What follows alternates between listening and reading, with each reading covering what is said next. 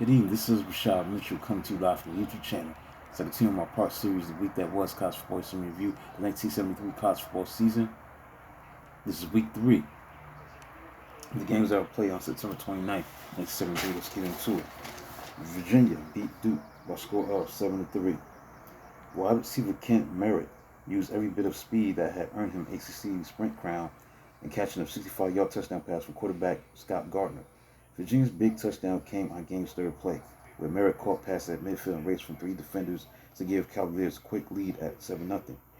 Gardner played Artiste by building a 259-yard total offense with 226 yards coming through the air. Gardner led Virginia into Blue Devils territory 6 more times to no avail. Meanwhile, Duke could range no more than kicker David Malachek field goal in the first quarter and were otherwise blank. Midway through the third quarter, Blues drove to Virginia 8-yard line before stops by Cavaliers linebackers Dick Ambrose and Jim Grove produced minus 8 yards in 4 snaps. Final Duke drive reached Virginia 13-yard line before last play incomplete pass fell harmlessly to ground.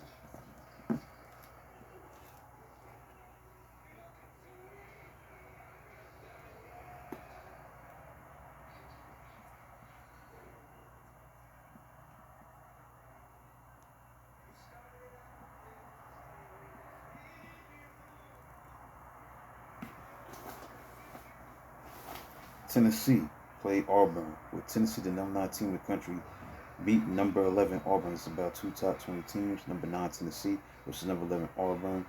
With Tennessee, the number 9 team in the country, beat number 11 Auburn in a shutout 21-0. Tigers were ambushed in Knoxville, managing only 110 yards total offense. Up 13 at halftime and downpour. Volunteers continued punting on first down with punter Neil Clayball making 71-yard boot to Auburn 5-yard line. Now, Tennessee linebacker Hank Walters contributed 40 points of second half where he had 30-yard interception return for a touchdown to his 20 tackles and fumble recovery. Tennessee halfback Haskell Standback rushed 22 times for 96 yards despite taking tough hits and handing Auburn its first shutout loss since 1967. Volunteers snapped the 3-game losing streak in the series. Mississippi State beat Florida 33-12. Bulldogs rolled up 403 yards and forced 7 turnovers in handing Florida its first loss. Mississippi State fullback Wayne Jones rushed for 132 yards and killing 29-yard touchdown for a 21-6 fourth-quarter lead. Meanwhile, Mississippi State quarterback Rocky Felker added 153 yards passing with 36 yards coming on second quarter touchdown pass and 9-yard touchdown run. Bulldogs defensive back Larry Bowie added insult to injury to taking interception back for 96-yard touchdown on game's final play.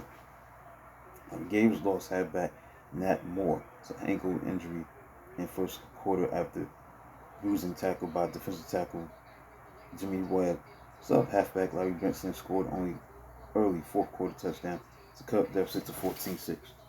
Now UCLA, the number 17 team in the country, beat Michigan State 34-21. Bruins gave away losing 6 fumbles and alien weapons to conditions, but sent their backs scurrying for 286 yards to still come away from East Lansing as winners over Michigan State. Spartans coach Denny Stokes was impressed. That's a 440-yard relay team they have in that backfield. Fullback James McAllister rambled for 108 yards, but it was UCLA halfback Kermit Johnson who scored 3 touchdown runs on 6, 18, and 9 yards that pretty well buried the Spartans at 27-10.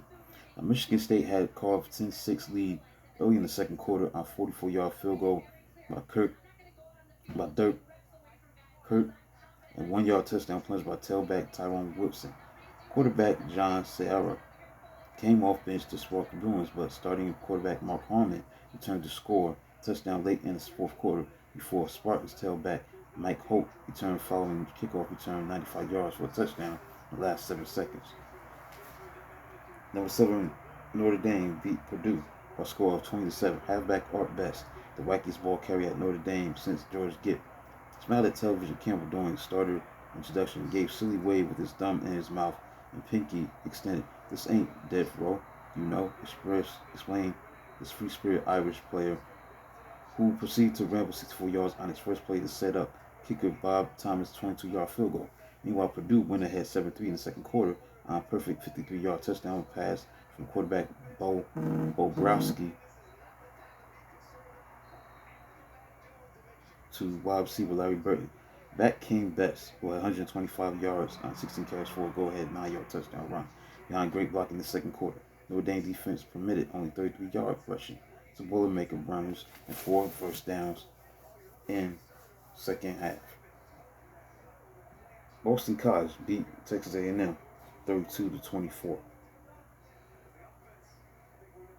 The Eagles wiped out a 7-point deficit with 2 touchdowns runs by halfback Mike Esposito, sandwiching interception within 2-minute span in fourth quarter. Texas A&M had led early as wide receiver Carl Roaches took the opening kickoff back for 100 yards. Boston College answered with 17 straight points before the Aggies did the same, scored 17 points in a row for a 24-17 lead. That was Esposito, first touchdown run from 3 yards out, pulled Boston College to win 24-13. Quarterback Gary Naranji kept for 2-point conversion and demoralized Aggies, allowed 36-yard touchdown run by Esposito.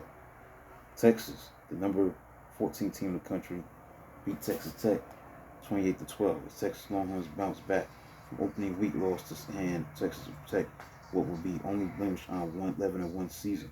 Texas defensive back Jay Arnold made 2 big plays. His interception set up early touchdown on an 18-yard drive, but even bigger was Arnold's recovery of kickoff and fumble in end zone. Now the Red Raiders of Texas Tech had trailed 14-0 at halftime before quarterback Joe Barnes led 2 touchdown drives, capping first with 12-yard touchdown pass to wide receiver Lawrence Williams.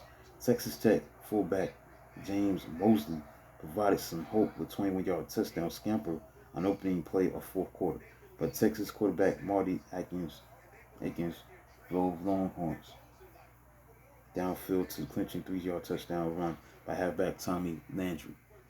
And finally, number 1 Southern California beat number 1 Southern California tied is the end result against number 8 Oklahoma 7-7. Calling game their Coliseum Bowl.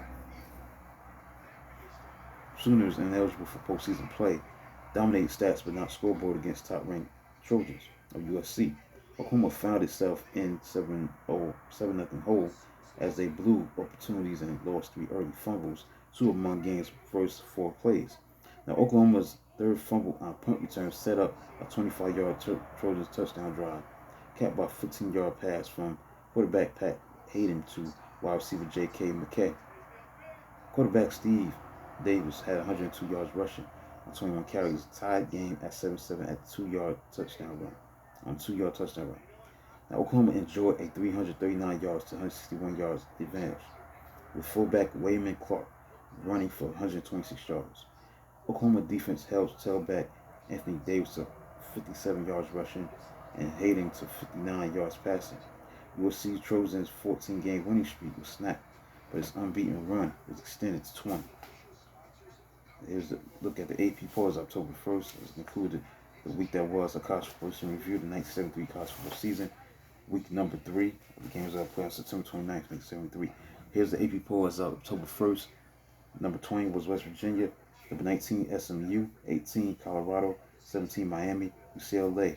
16, Missouri. 15, 14, Houston. 13, Texas. 12, Arizona State. 11, Oklahoma State. To round out the top 10, looks like this: Louisiana State at number 10. Number 9, Tennessee. Number 8, Notre Dame. Number 7, Penn State. Number 6, Oklahoma. Number 5, Michigan. Number 4, Southern California. Number 3, Alabama. Number 2, Nebraska. And number 1, Ohio State. That includes a look at college football season review, 1973 college football season for week 3. The games are played on September 29th, 1973. Please like, subscribe, and comment on the channel. Do view this mag 2 tomorrow. Until then, talk to you soon.